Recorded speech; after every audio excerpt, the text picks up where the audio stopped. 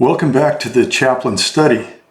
This is the YouTube outreach from Coliant Ministries, and I'm Chaplain Dave Carringer, and I've got another question for you. What is your greatest need? What is it? Think about it. What is your greatest need? What do you need the most? Take a moment to think about these words from Proverbs 3, verses 7 through 12. The writer of Proverbs says, "Be not wise in your own eyes. Fear the Lord and turn away from evil. This will bring healing to your body and refreshment to your bones. Honor the Lord with your wealth and with the first fruits of all your harvest. Then your barns will be filled with plenty, and your vats will overflow with new wine. My son, do not reject the discipline of the Lord, and do not loathe his rebuke, for the Lord disciplines the one he loves, as does a father the son in whom he delights."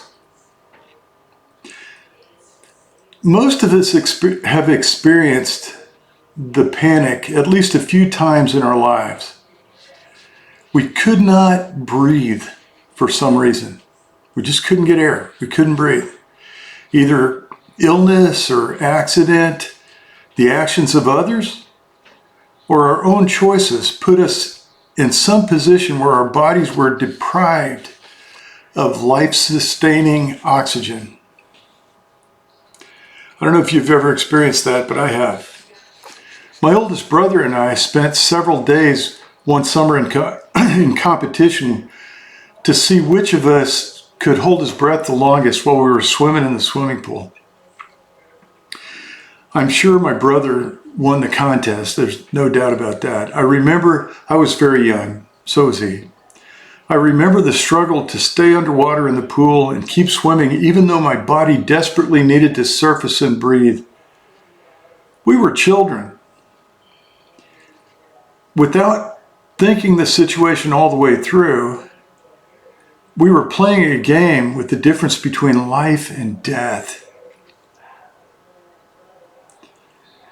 According to Genesis 2:7, our Creator God formed the first man, Adam, out of the dust of the earth. The elements contained in the dust of the earth went into the physical form of Adam. They were all in there. We can easily imagine the first human body. It was created with magnificent intricacy. It was a work of art.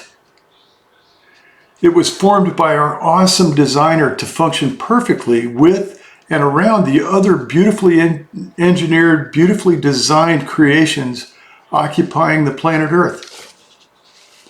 I say it because the word correctly describes the artistic and technically brilliant masterpiece at that early moment.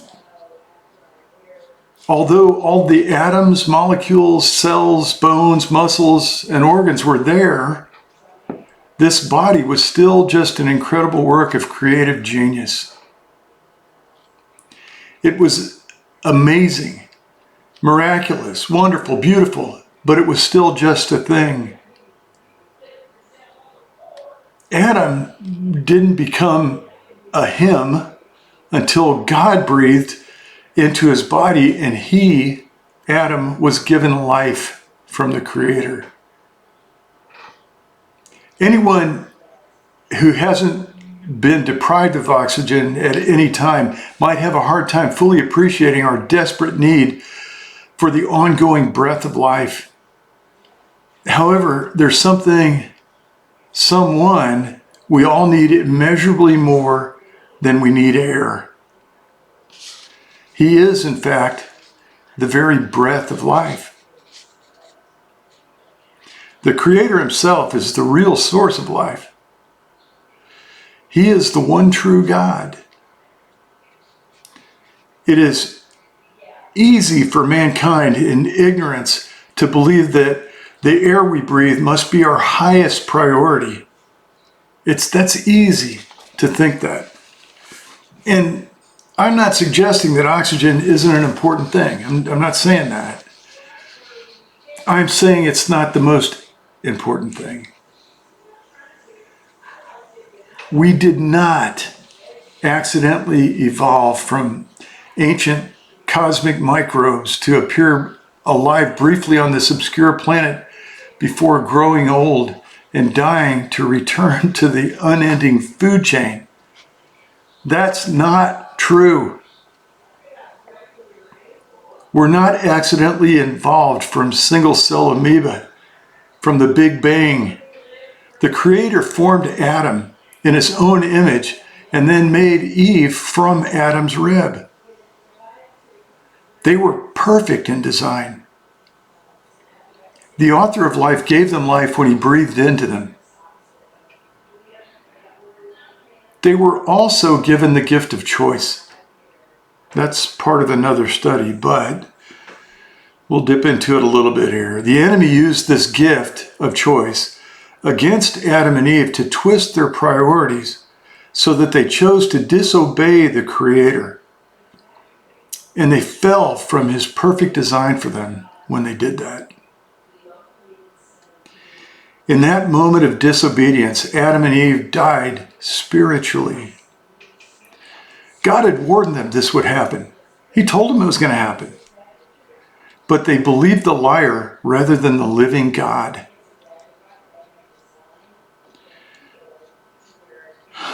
The Creator knew it was going to happen, just like I said.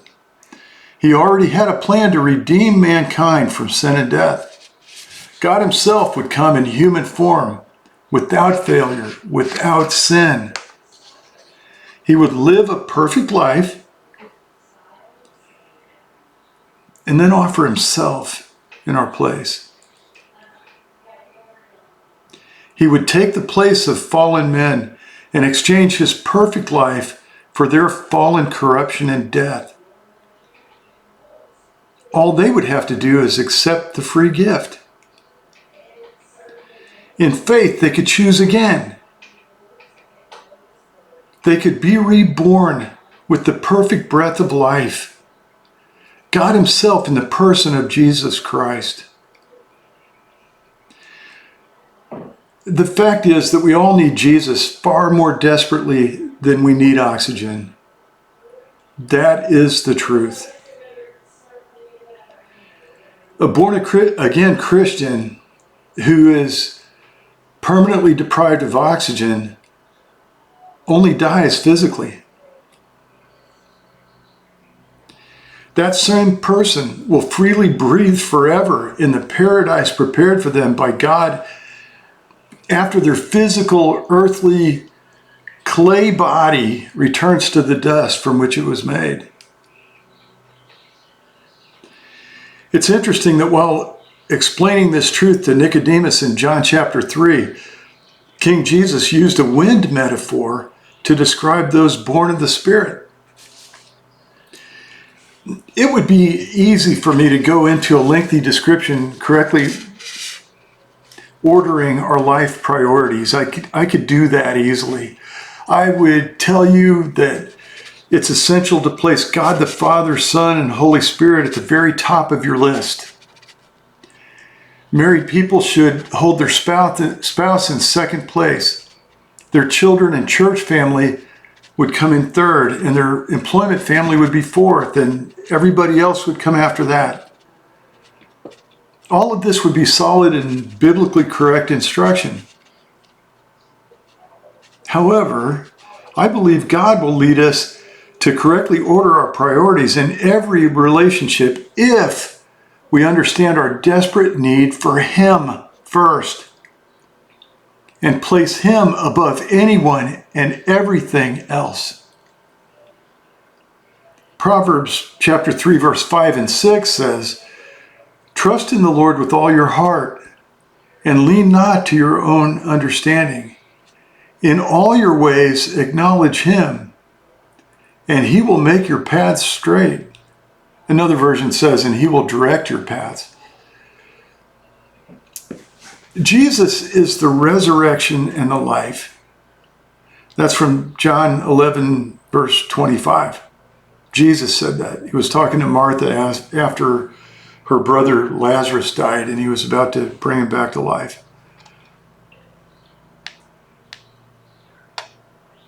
He must be our highest priority if we want to overcome inherited sin and death.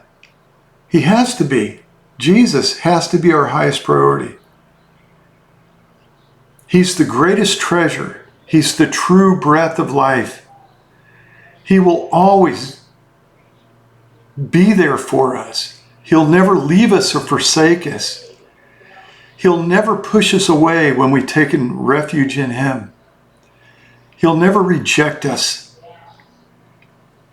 He will always be there for us. He's the most important part of our life if our life is correctly ordered. We will always desperately need Him more than anyone or anything else. Now, I've said that over and over and over again because I'm trying to enforce the point. So what about you? What's your greatest need? That was our original question. What is it really? You may disagree with me, but I know that I'm biblically correct. God has to be our highest priority. Because I said so? No. Because the Creator says so. What about it? Is it time to take a deep breath? Think this through carefully. Then join me again next time in the Chaplain's Study.